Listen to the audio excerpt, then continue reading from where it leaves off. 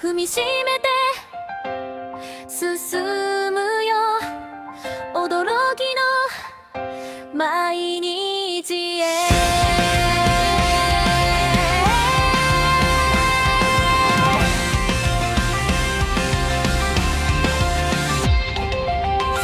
命の光に目がく耳知らない色が溢れてる目覚めた世界ここにある毎日が驚きだ春のように花が咲き新しい顔たちとどこからともなくそれが時を誰かのリブになりたい水が海を目指すようにゆっくりと流れてく感情の意味を知りたい生きる術を同じようにここでいいの生きていいの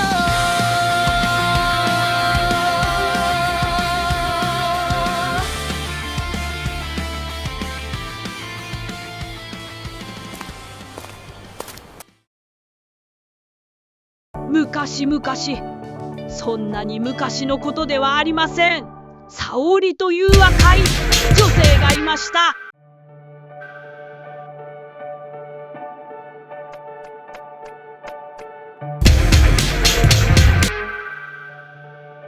竹永海津さん。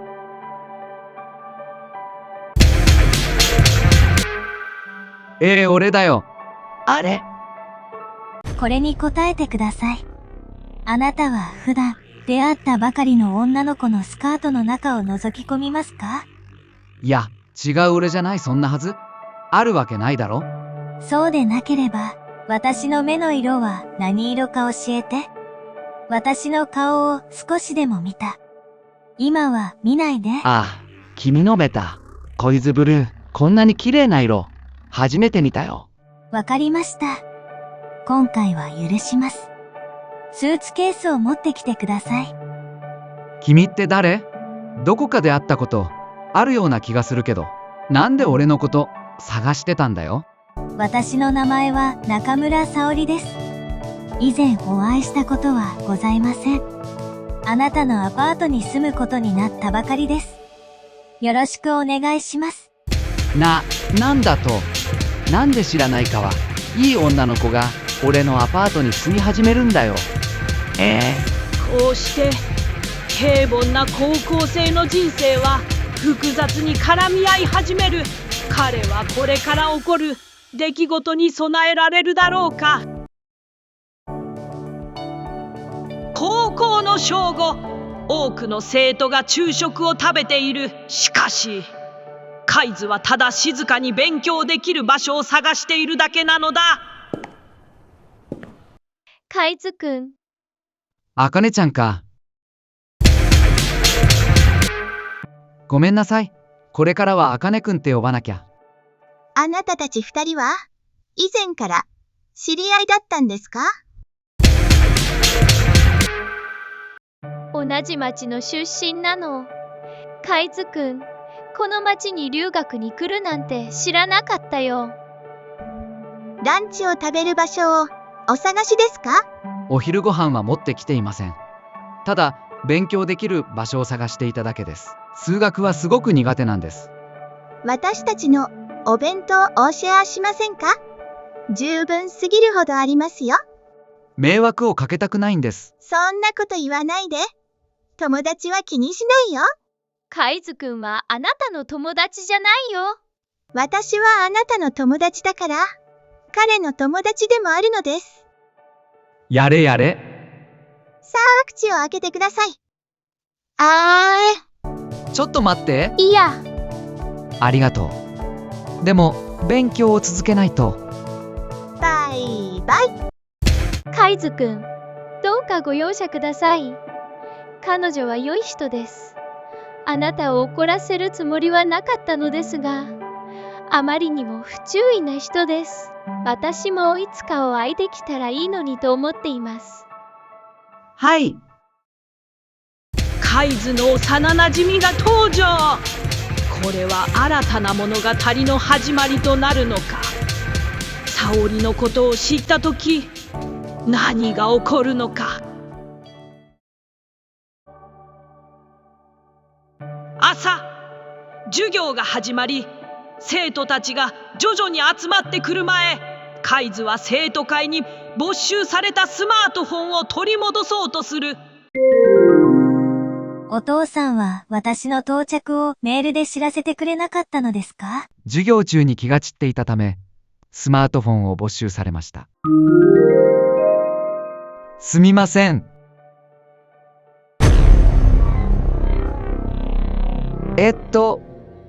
名前は学年は1年、あくみ竹永海津です。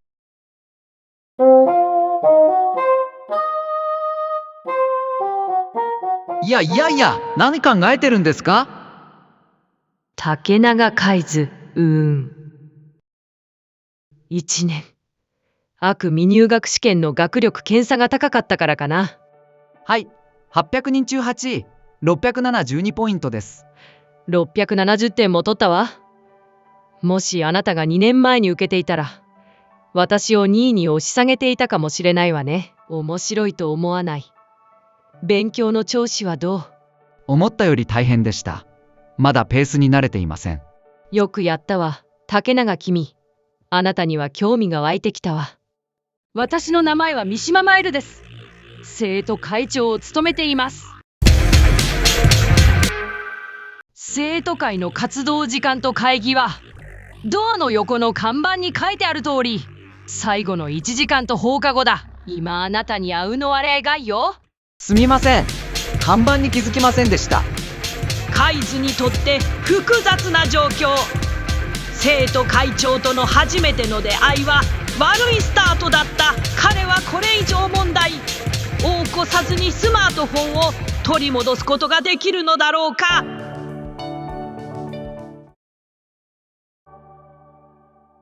生徒会室ではカイズがマイル会長の尋問を受けている。出席時間は短かったものの、会議は長引いているように感じられてきた。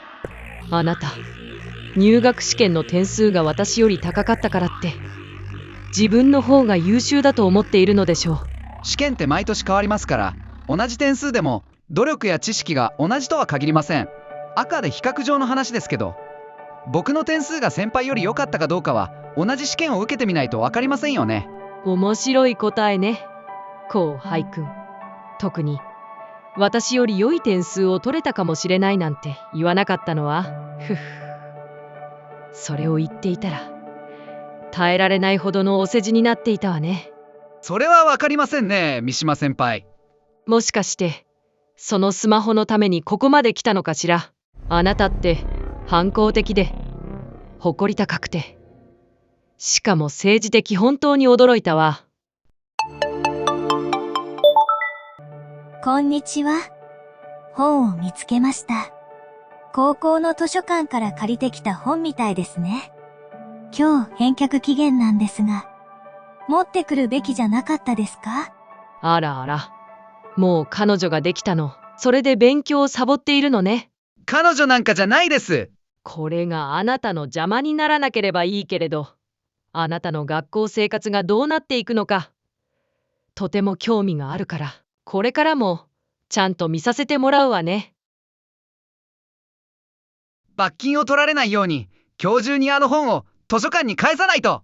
午後に本を持ってきます。高校の外で待ち合わせましょう。突然こんなこと聞いてすみません。その同じ日の午後。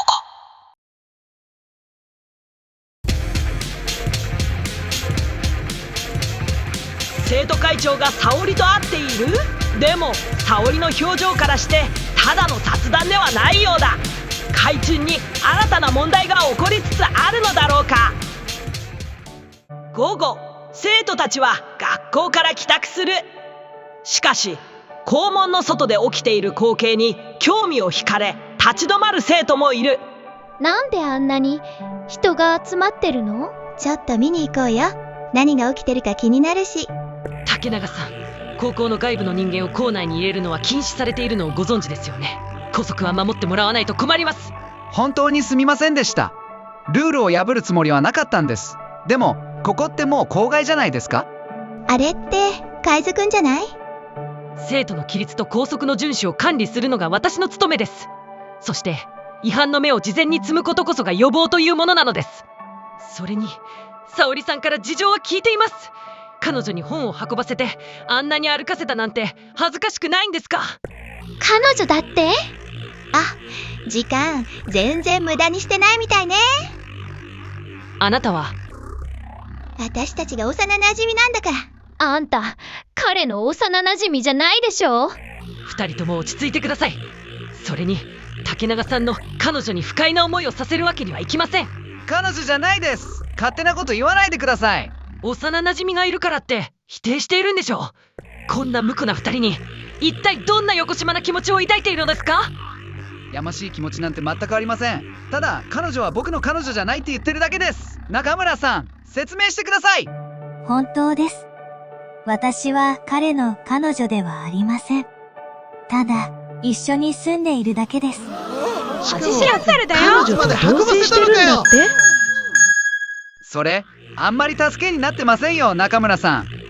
実は彼女とは昨日会ったばかりなんです。皆さんが思ってるような関係じゃありません。昨日知り合ったばかりの女の子と同居。信じられない。とにかくその本は今すぐ返却しなさい。はい、解散です。皆さんお家に帰ってください。中村さんとは後で生徒会室でしっかりお話しさせていただきます。彼の言葉の全てが自分を責めているように感じた海津は本を返しに図書室へ向かう。今日の災難はようやく終わるのだろうか。学校の図書館で海津は借りていた本を返そうとしていた。けれど彼はまさか新しいトラブルが待っているとは思ってもいなかった。あら、ごめんなさいね。システムが落ちちゃってるの。今日中にこの本を返さないとまずいんだ。ああ、システムが落ちてるわ。また同じこと言ってる。少しだけ待ってもらえますか？時間だけが過ぎていき、何の連絡もないまま長い待ち時間の後、沙織が突然現れた。誰かに見つかったらまずいだろ。生徒会長の言葉聞いたじゃないか。部外者は立ち入り禁止なんだよ。大丈夫よ。マイルさんがこのビジターカードを貸してくれたの。マエルさん、名前で呼ぶの？もちろん。たくさん話して、きっと本当に仲良くなれると思うの。あの人が誰かと友達になるなんてあるのか？あの人ね、プライベートではすごく優しいのよ。それに、私たちのこともすごく気にしてくれて、事情もちゃんと分かってくれたの。でも、二人きりで暮らすのは良くないって言って、解決策を考えてくれたの。解決策って？本当に申し訳ないけど、今日はもう技術サポートが来ないの。明日また来てもらえますか？それって、あなたにとってそんなに大事なことなの？本当にやばいんだよ。1ヶ月も本を借りられないなんてもう無理だ。沙織くん、これで俺の人生終わりだ。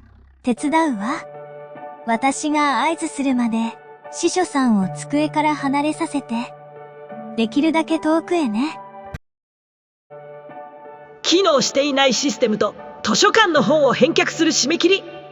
沙織の計画は怪獣を助けられるのだろうか。そんなに大事なことなの？本当に深刻なんだよ。1ヶ月以上も本を借りられないなんて耐えられない。もう力が残ってないよ、沙織くん。これは僕の終わりだ。私が手伝うから。司書さんを向こうの机で引きつけておいて、合図するまでね。確か、その本はこの辺りの棚にあったと思うんだけどね。ああ、なるほどね。なるほど。すみません。パソコンから変な音がした気がするんですけど。あなたは運がいいですね、坊や。システムがまた動き始めましたよ。沙織と愛人はついに校舎を離れ、嬉しそうに帰路に着いた。ありがとう中村さん。どうやったのかわかんないけど、本当にありがとそんなにお辞儀しないでよ。大したことしてないんだから。う。でも君がシステムを直してくれたおかげで延滞のペナルティから助かったよ。ただ試していただけだよ。でも、その間に自然に戻っちゃったみたい。海中は疑わしげに彼女を見つめ、考え込んでいた。彼女が僕に嘘をつく理由なんてない。だからきっと偶然うまくいっただけだろう。だけど心のどこかで運だけではない気がしていた。なぜ彼女が自分の手柄ではないように思わせたいのか理解できなかった。普通ならたとえ偶然でも自慢したくなるはずなのに。沙織とウライズンは丘の斜面へと登っていく近道の道を歩いた。展望所に着くと夕日が近づく黄金の光が景色を幻想的な色に染めているのを眺めるため立ち止まった。話をするにはいい場所かもしれない。あ、展望所だ。この見晴らし台はこの時間が最高なんだ。ここを通るときはいつも立ち寄りたくなるんだよ。夕日って好き？もちろんさ、誰だってそうだろう。教えてよ、竹永さん。この景色を見てるとき、何を考えるの？何を思うかって？これは何も考えなくて済む唯一の時間なんだ。ただ楽しんでリラックスできるんだ。考えるのをやめて、リラックスできるってことだね。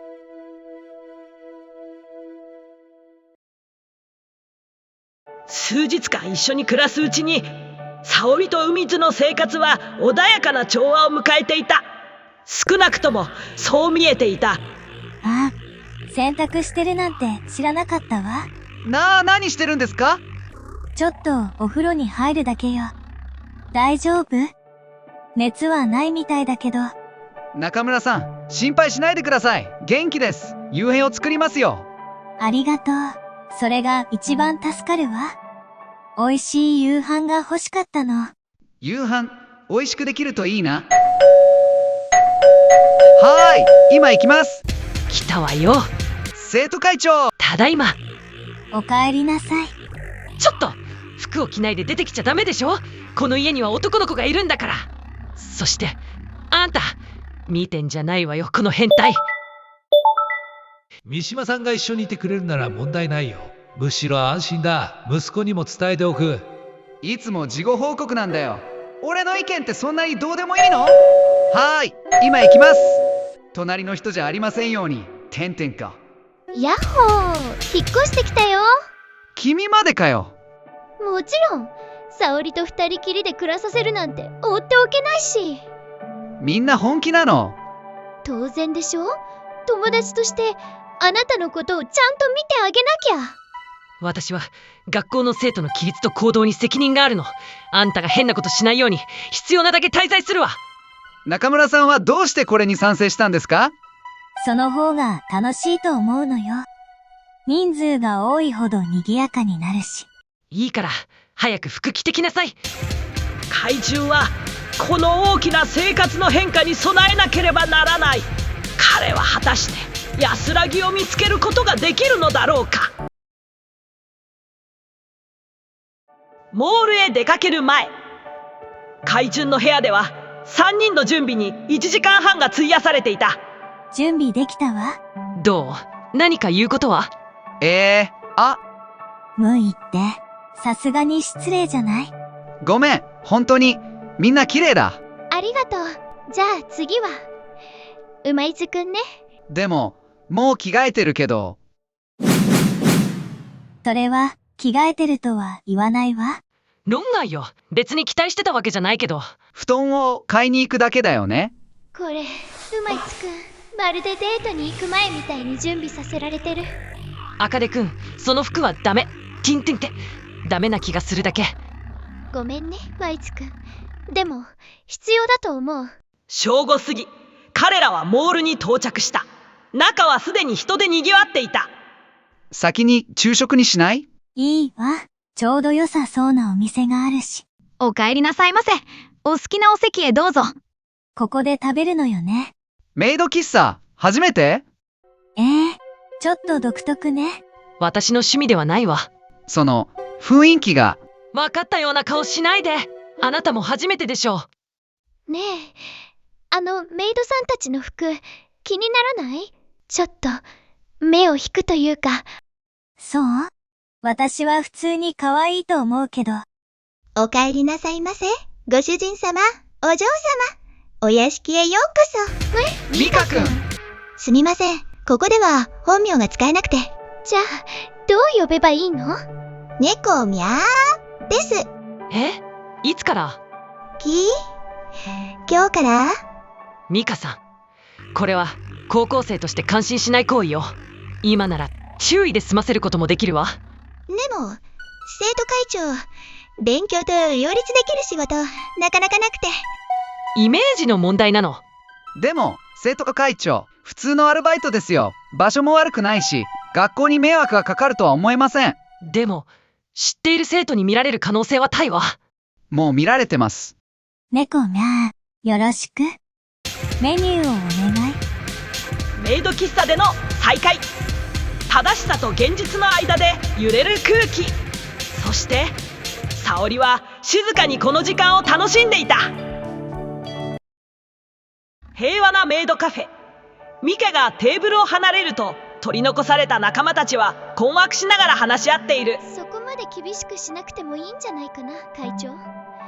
完全に賛成ってわけじゃないけど、彼女が学校から罰を受ける理由はないよ。私が話してみる。すぐに仕事を変わるよう説得できるかもしれない。賛成？罰？なんで俺たちが彼女を非難しなきゃいけないんだ？そうね。非難すべきはあなたのスケベな目よ。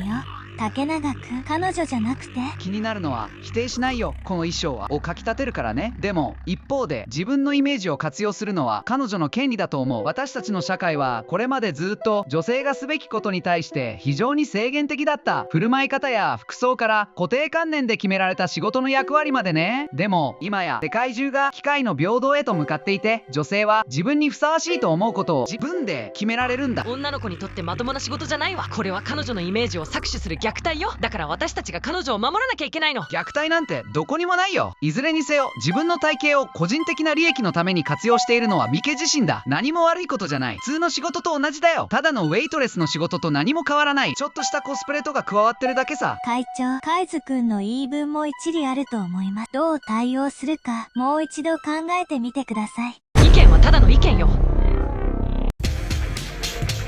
真実を知る唯一の方法は、その人が実際にどう振る舞うかを見ることよ。竹永くん、やればできるじゃない。かっこよく見えるわよ。お礼を言うべきか、それとも心のどこかでかっこよく見えるとかっこいいは全然違うって伝えたかったのか、本当に迷った。やあ竹永くん、偶然だね、ここで会うなんて。やあ山崎くん、何してるんだ？俺のクラスメイト山崎英二だよ。クラスの何人かと待ち合わせしてるんだ。週末はよくこのカフェに来るんだよね。じゃあ行くね。皆さんお会いできて嬉しかったです。ご注文の品ができました。同僚がお運びします。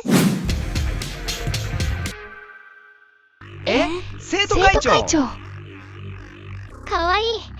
会長、その衣装とってもお似合いですよ。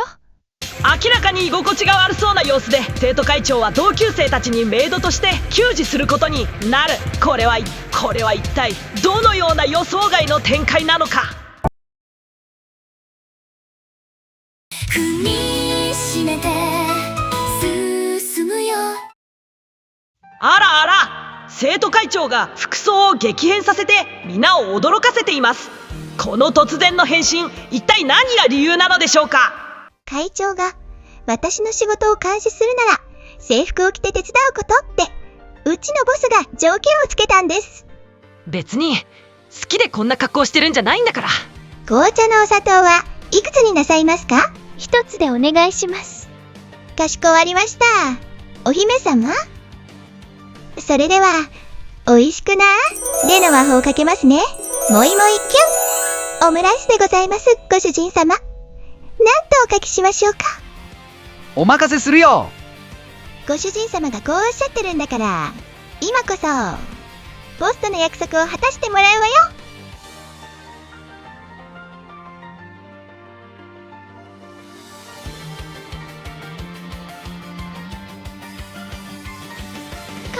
わね。グッジョブです、会長。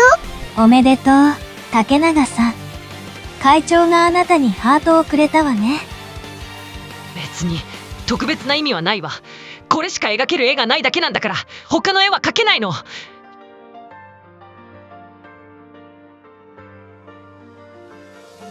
ありがとう会長、すごく嬉しかったよ。まるで不意の贈り物みたいだ。この代わりよ。こんなの珍しいわね。到底ありそうにない出来事だわ。会長としての職務を全うするために無私の心で捧げられたマエルの犠牲。しかしそれはまた会長の目には真の贈り物として映ったのでした。だが一方で沙織はこの驚くべき一連の出来事を幾分かの疑念を持って見つめているのでした。踏みしめて進むよ、驚きの毎日へ。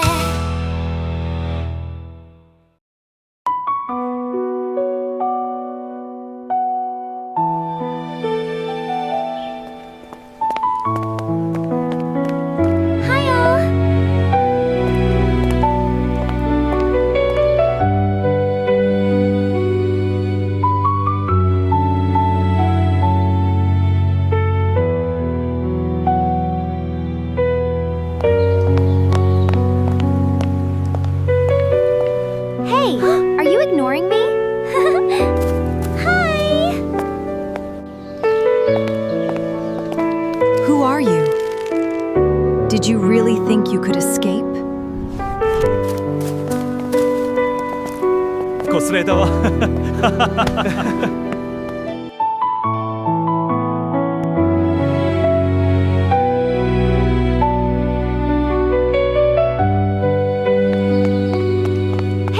You can't just ignore the rules like that. Wait, I didn't mean... I'm so sorry!